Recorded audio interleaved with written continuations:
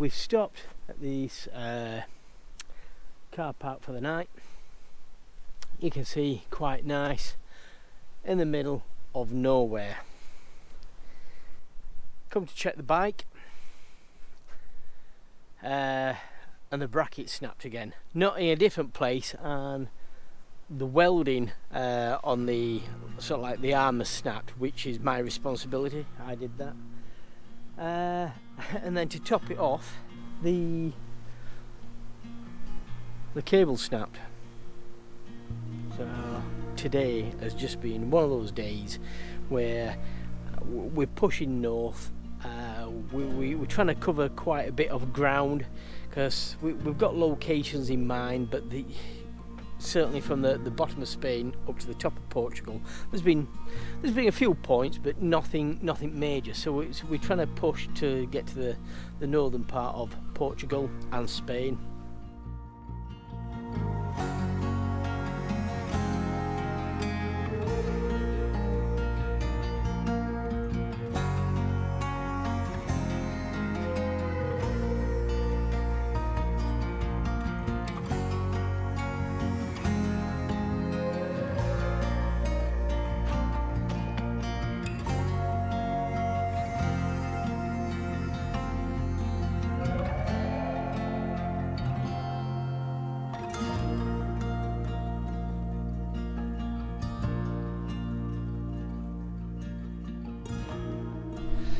Okay, these sockets aren't big enough.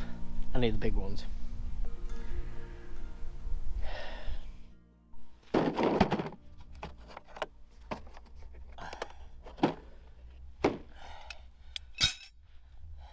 We're heading up towards Punto in the north of Portugal, and coming along this track yesterday. The track was probably about 30-40 kilometres long, and it was really poor, it was really bumpy, and you couldn't drive fast at all. One of the worst roads we've had on this trip, believe it or not. And the A-frame on the bike has snapped. I'll put myself down to that. I did the welding, and obviously the A-frame just isn't strong enough to take the punishment what it gets on the back of the vehicle. So that's my fault, but we can fix it.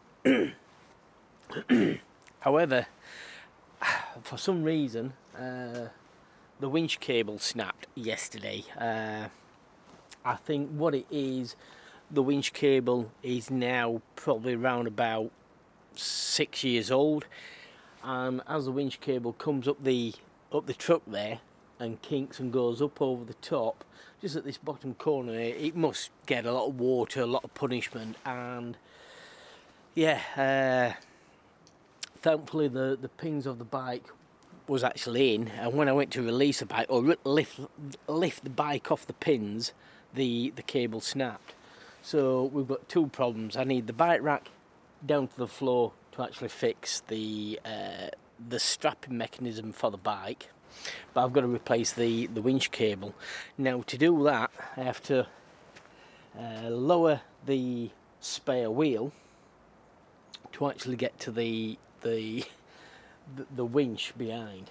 Now the winch is it's a 2-ton winch, and it's what they use on quad bikes. Now I've got 3 of these winches on board, believe it or not. I've got one for the bike rack, I've got one for the hoist up on top of the roof, and I've also got a third one for the spare wheel, to drop the spare wheel or lift the spare wheel underneath the vehicle. So it's not as if I haven't got spare cable, and it's not as if I haven't got a spare winch.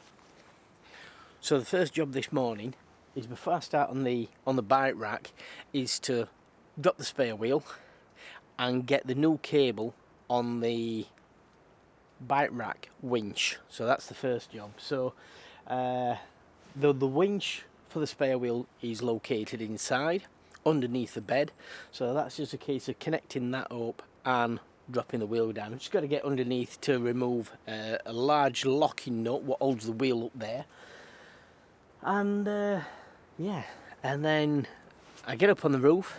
I'm going to use the wire off the hoist up on the roof, use that one, and replace that onto the bike rack. So they're my jobs this morning. It's not as sunny as what I thought it was going to be today. The forecast said it was going to be clear blue skies, but it's around 9 AM and we've still got clouds, so hopefully the weather is going to get a little bit better later. But anyway, it's a little bit cool, and the quicker I get moving, the quicker I'm going to get warm. So I'm going to crack on with this. Right, it's a 30mm socket, and what we're looking at underneath here, we've got a cover plate what protects it protects the winch cable, but also it stops the wheel from being stolen. So they've got to undo these nuts first before you can actually get to taking off the wheel. So the first job is to take this off, and then use the winch, just take the slack up on the winch, unbolt the wheel, and then the wheel will lower down on the winch.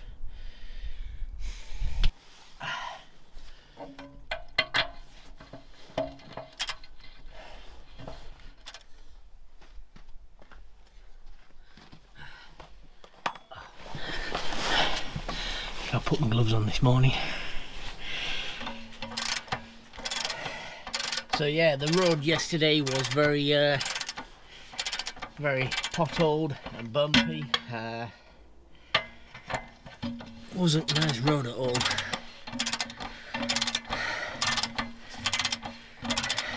Right, okay, that's last nut off.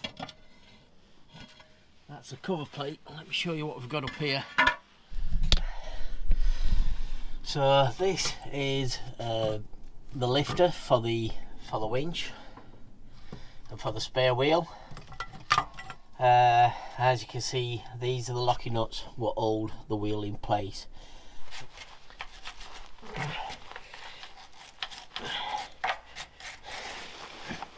Just trying to get some copper slip on the threads.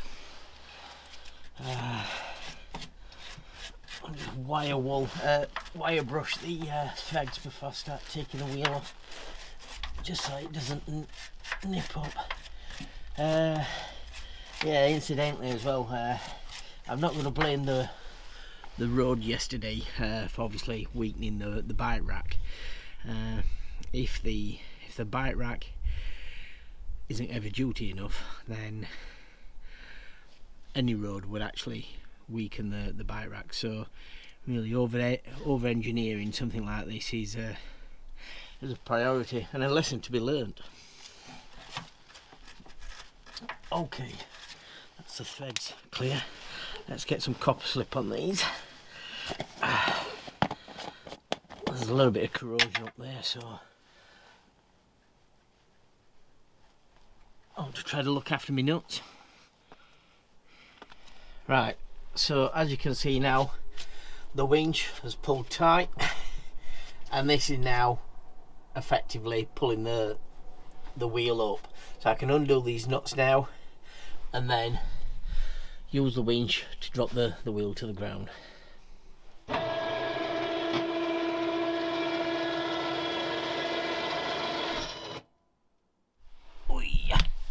So yes, as you can see, this is the frame for holding the spare wheel on.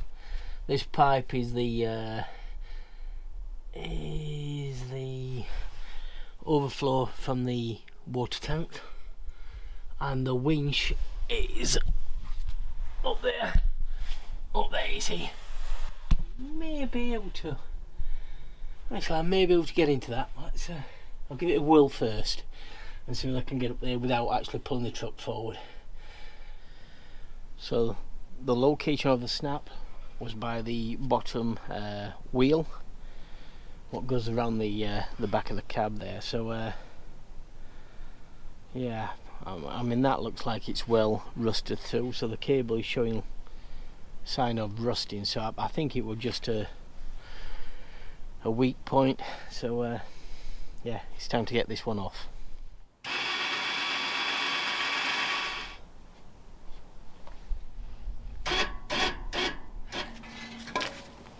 Right, that's the old cable off.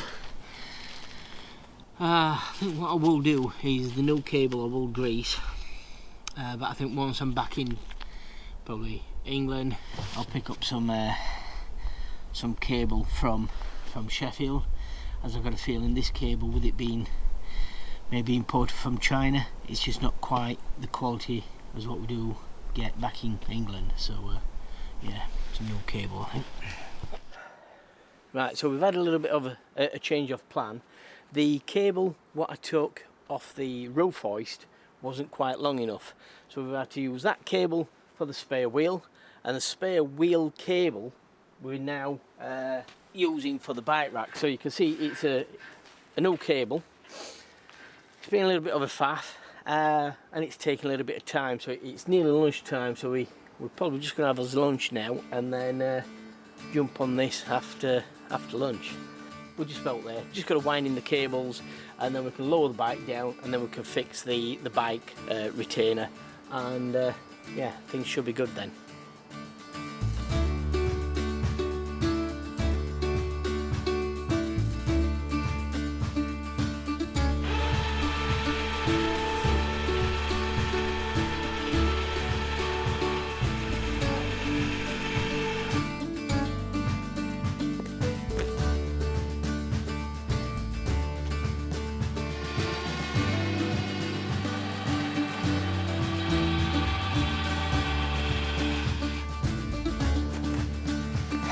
Part one.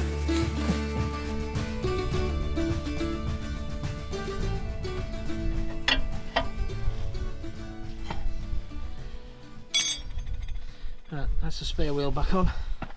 Just need to tidy up now. Let's see what Helen's doing.